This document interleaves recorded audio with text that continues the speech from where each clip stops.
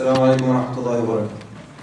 يا أيها الذين آمنوا اتقوا الله وقولوا قولا سديدا يصلح لكم أعمالكم ويغفر لكم ذنوبكم ومن يطع الله ورسوله فقد فاز فوزا عظيما. أما بعد. My dear brothers and sisters, the question is not have we been tested, are we being tested, or will we be tested in the future. So long as we live, we're going to be tested. We already know that. That's not the issue. The question is, how do we react once we're tested? How do we react? Allah says in Surah Al-Anbiya that when He gives you something good, it's a test.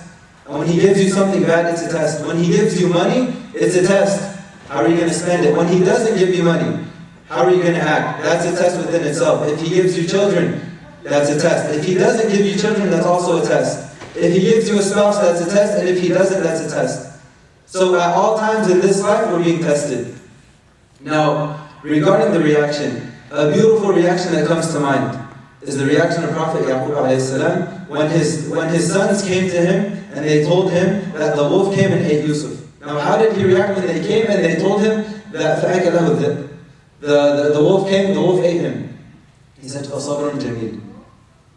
Patience is beautiful. He didn't just say, patience is good, I'll try to be patient. He didn't, exercise his right to capital punishment and go and kill them all. And I know he didn't do that. He said, فَصَبْرٌ جَمِيلٌ. Patience is beautiful. وَاللَّهُ الْمُسْتَعَانُ عَلَى مَا تَصِفُونَ. And Allah is going to help me against this news that you have given me. Allah is going to help me against these words that you have told me.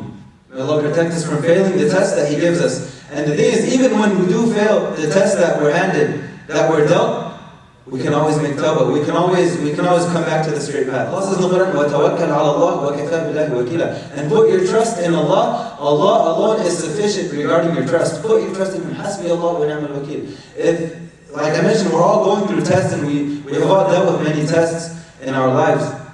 And it's very important to remember this point. وَتَوَكَّلْ عَلَى اللَّهِ وَكَفَى بِاللَّهِ وَكِيلًا. To put your trust in Allah, to remember that somehow, some way, not only will good come from the situation, but more good than bad.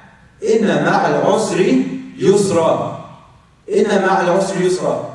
Subhanallah. With one bad thing comes two good things. Subhanallah. But that's where patience comes in. Immediately we may not see the hikmah. فَاصْبِرْ لِحُكْمِ رَبِّكَ. Right? Be patient regarding the wisdom of your Lord. But then later you look back and you say, Subhanallah. May Allah help us with whatever challenges that we're dealing with. And for all the Muslims, especially in Syria, Ameen. Say Ameen. It's the least that we can do. Say Ameen. It's the least that we can do.